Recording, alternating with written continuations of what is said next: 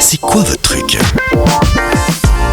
Ce matin, nous mettons en lumière la fondation Opale, établie à Lens, en Valais, près de Montana. Ce centre d'art célèbre son 5e anniversaire et présente dans sa nouvelle aile fraîchement inaugurée une exposition sur l'art aborigène contemporain nommée Ag5. Cette exposition expose plus de 60 œuvres aborigènes et internationales soigneusement sélectionnées par 26 personnalités influentes de la culture suisse.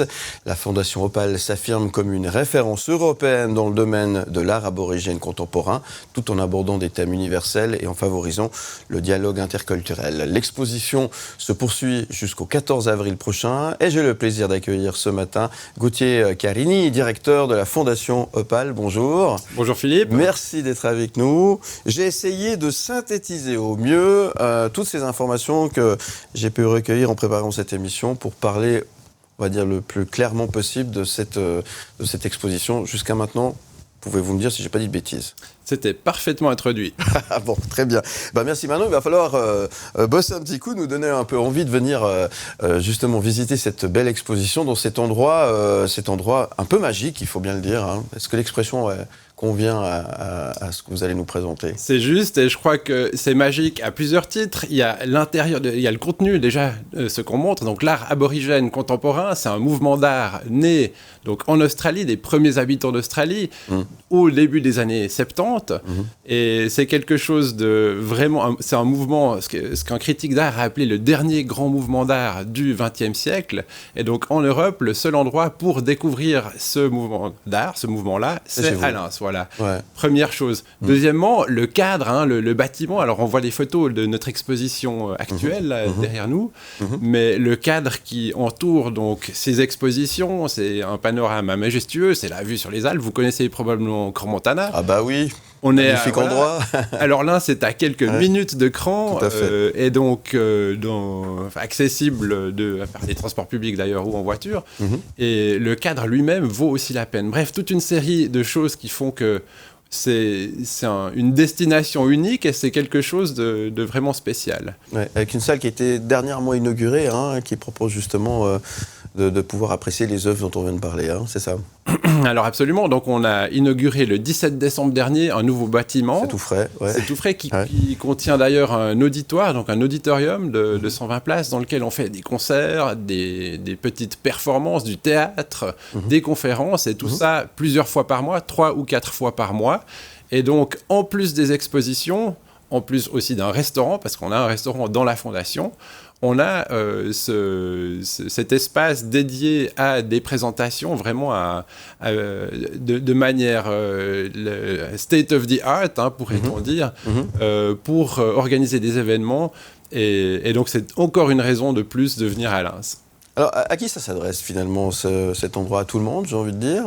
C'est ça, c'est un petit peu aussi rendre accessibles ces œuvres et ces expositions qui pourraient peut-être des fois paraître un peu compliquées. Et l'idée, c'est de, entre guillemets, démocratiser un peu tout ça ? Oui, alors absolument.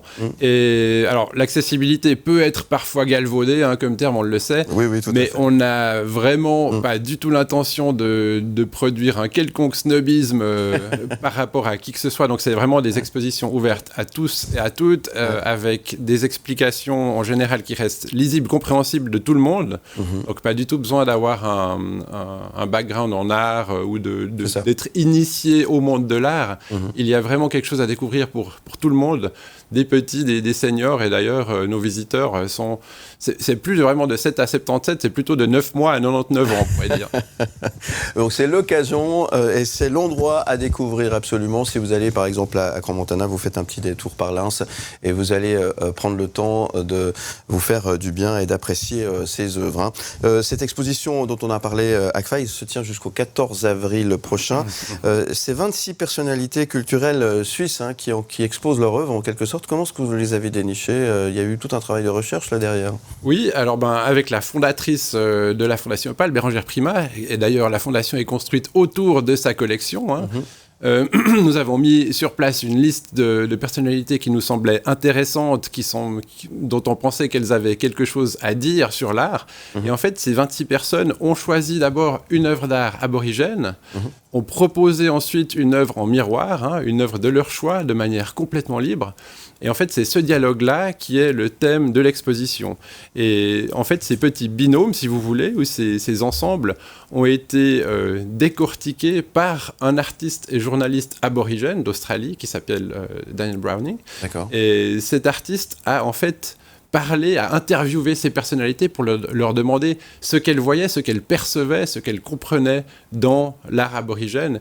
Et en fait, c'est du coup une exposition sur ce que les Suisses perçoivent d'un art très lointain. Alors, en quoi cet art aborigène contemporain peut-il contribuer à la transmission des valeurs humaines essentielles d'aujourd'hui, ici, par rapport à ce que nous vivons ici ? Alors, les populations aborigènes d'Australie sont ce qu'on considère aujourd'hui comme la plus ancienne culture continue au monde. Donc, ça fait 60 000 ans que ces populations ont rejoint l'Australie. Et aujourd'hui, donc, si vous avez des personnes aborigènes dans le bush, par exemple, qui se rendent dans des grottes, sur des sites sacrés, ils peuvent toujours comprendre parfaitement les peintures rupestres qui s'y trouvent. Contrairement à nous, quand on va dans la grotte de Lascaux, on interprète, évidemment. Bien sûr. Mais il y a une continuité, donc un savoir, des connaissances très anciennes qui sont réinterprétées ou qui sont transposées dans des médiums actuels. Et donc, les peuples premiers, des cultures qui sont proches, qui vivent avec la nature, de la nature, dans la nature, transmettent en fait ces connaissances très anciennes qu'on a perdues, la plupart du temps qu'on peut considérer comme perdues depuis 200 ans d'industrialisation évidemment. Et ça se retrouve aussi, ces thèmes, ces histoires profondes de liens avec la nature, on les retrouve dans l'art aborigène. Et c'est l'occasion, je le disais, donc, de vous rendre du côté de Lens pour découvrir cet endroit magique, pour reprendre cette expression qu'on a utilisée au début. Merci beaucoup, Gauthier Carigné. On sent, vous êtes le directeur, on sent que vous êtes un passionné avant tout. Merci Philippe, je suis habillé d'art aborigène, c'est un artiste, oui. Magnifique. Donc oui, c'est une passion qui se transmet, qui est absolument contagieuse. Ouais.